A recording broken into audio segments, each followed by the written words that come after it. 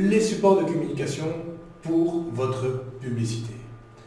Assurer la publicité de son entreprise, de ses produits, de ses événements et de ses offres est indispensable pour développer son portefeuille client et générer de nouvelles affaires.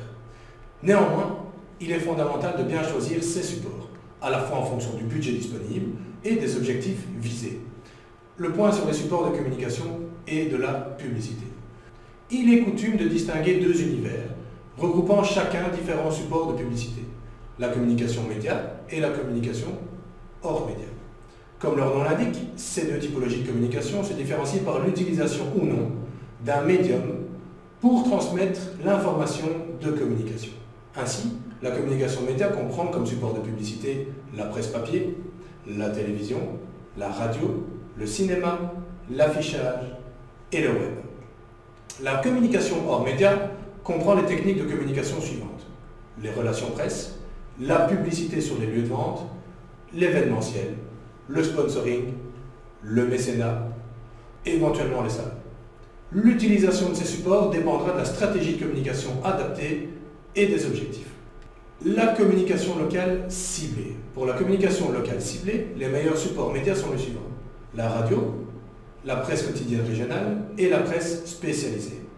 En effet, les radios et journaux papier locaux sont non seulement dédiés à la fourniture d'informations locales et donc adaptés pour se faire connaître aux alentours de son lieu d'implantation, mais en plus ils disposent de données précises sur leurs audiences, les tranches d'âge, le sexe, les catégories socio-professionnelles. Il est ainsi très facile de choisir son média en fonction de la cible visée et optimiser son retour sur investissement.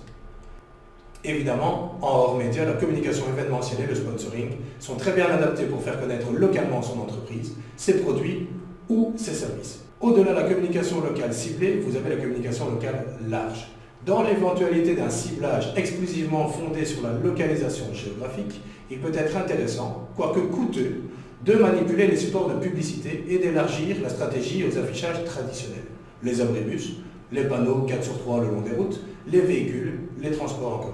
Cette campagne d'affichage devra venir en renfort d'une communication papier et radio, telle qu'évoquée juste avant.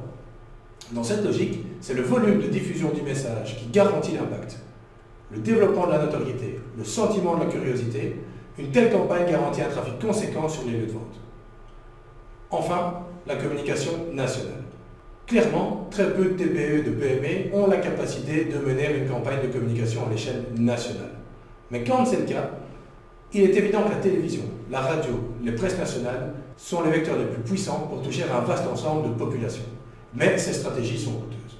Dans ce cas, il est peut-être pertinent de revenir à une communication hors média plus intelligente, couplée à de la relation presse.